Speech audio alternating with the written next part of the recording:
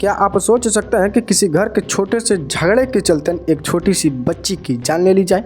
नहीं ना। तो मेरे भाई, आज की जो सच्ची घटना है उसे सुनकर आप वाकई में दंग हो जाओगे और सोचने पर मजबूर हो जाओगे कि मैं छोटी सी बच्ची की आखिर क्या गलती थी जिसके चलते उसकी जान ले ली गई।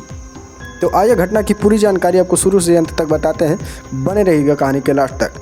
नमस्कार दोस्तों, दरअसल यह सच्ची घटना लुधियाना के सिमलपुरी इलाके की है। लुधियाना के सिमलपुरी गांव में एक बहुत ही सुखमय परिवार रहा करता था।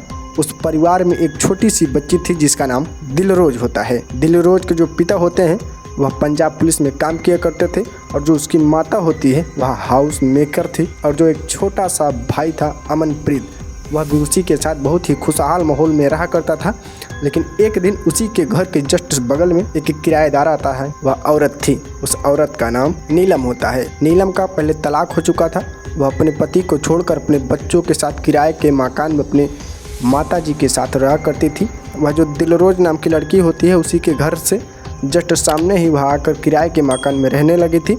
लेकिन दिलरोज नाम की छोटी सी बच्ची की दादी दादा जो थे उन्हीं के साथ रहा करते थे। अब जो नीलम नाम की महिला होती है दोस्तों, उसके घर में जो कोई भी आता जाता रहता था, बहुत से अनजान लोग उस सोसाइटी में आने जाने लगे थे, जिसका विरोध उसके जो दादी दादाजी थे वह पूछा करते थे। जो कोई भी आता था तो उससे पूछते थे कि आखिर यह कौन था, वह कौन था, या किस लिए आया था। जब यह सब पूछते थे तो जो नीलम नाम की महिला होती है वह बहुत ज़्यादा परेशान हो जाती है। इन्हीं सब से परेशान होकर वह इन जगह को उसे छोड़ना पड़ा था। वह जो किराए के मकान में रहती थी, इसके दादी दादा से परेशान होकर वह इस मकान को ही छोड़कर दूसरे रूम में शिफ्ट हो गई। लेकिन एक दिन तकरीबन 1:30 बजे का समय था। उसके जो दिलरोज के माता पिता थे वह एक शादी अटेंड करने गए थे। वह 4 परिवार, 4 प्राणी, मतलब घर के 4 लोग एक शादी को अटेंड करने गए थे। अटेंड करने के बाद जब शादी से वापस लौटते हैं तो सभी लोग घर के अंदर पहुंच जाते हैं। लेकिन जो दिलरोज थी वह पड़ोसी के घर के सामने ही खड़ी थी।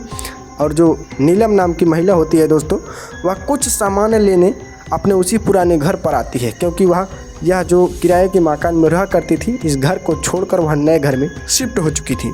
तो कुछ सामान उसका रह गया था। उसी सामान को लेने के लिए वह दिलरोज के घर के जस्ट बगल वाले जो किराए के मकान में रहती थी उसी में आई थी। जब वह दिलरोज को अकेले देखती है तो वह स्कूटी पर बिठा करके कुछ दूरी पर लेकर चली जाती है। और जो दिलरोज के माता पिता होते हैं, जब दिलरोज घर के अंदर नहीं आती है तो वह काफ़ी ज़्यादा चिंतित हो जाते हैं और सोचने लगते हैं कि आखिर मेरी बेटी गई तो गई कहाँ। अब यह बात पुलिस स्टेशन तक पहुंचते हैं। पुलिस वाले भी आते हैं, खोजबीन चालू करते हैं, लेकिन कुछ नहीं मिलता है। लेकिन पास के ही रास्ते में लगा एक CCTV कैमरा, जब उस कैमरे को खंगाला जाता है तो उसमें साफ साफ दिखती है कि नीलम अपनी स्कूटी के आगे उस छोटी सी बच्ची दिलरोज को बैठा करके कहीं ले जा रही थी। इतनी ही सिर्फ वीडियो फुटेज मिलती है। फिर जो पुलिस वाले थे, जो दिलरोज के माता पिता थे, वह उस बच्ची का इंतज़ार करने लगते हैं। गलत, वह उस नीलम नाम की महिला का इंतज़ार करने लगते हैं। लेकिन कुछ ही देर बाद जो नीलम थी वह अकेली स्कूटी से अपने उसी पुराने किराए के मकान पर पहुंचती है, जहां जस्ट दिलरोज के घर के सामने किराया लेकर रहा करती थी, किराए के मकान में रहा करती थी। जब पुलिस वाले उससे पूछते हैं कि आखिर छोटी बच्ची गई कहाँ, तो पहले तो साफ साफ इनकार करती है कि मेरे साथ कोई छोटी बच्ची नहीं गई, मैं अकेली गई थी, अकेली आई हूँ, मेरे साथ कोई बच्ची नहीं गई है। वह साफ साफ इनकार कर देती है, सभी को झूठा साबित करने की पूरी कोशिश करती है।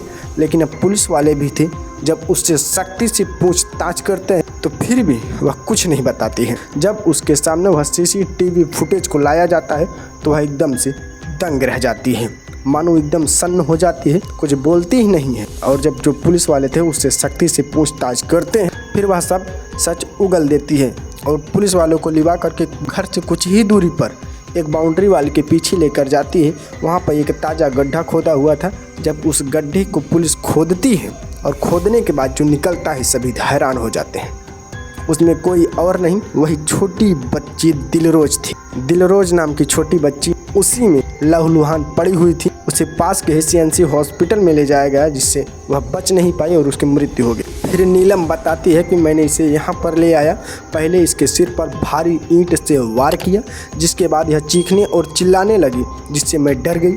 फिर इसके मुंह में मैंने इतनी मिट्टी भरी जब तक इसकी सांसें बंद नहीं हो गई।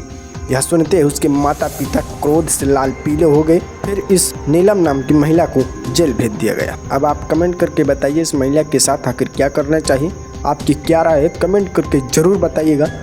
अगर आपको यह वीडियो पसंद आए तो वीडियो को लाइक करके चैनल को सब्सक्राइब कर लीजिएगा, क्योंकि ऐसे ही crime investigation, crime story, real story मैं इस चैनल पर डेली शाम 6 बजे लेकर आता हूं। तो मिलते हैं फिर से नए इन्वेस्टिगेशन क्राइम स्टोरी के साथ। तब तक के लिए जय हिंद, वंदे मातरम।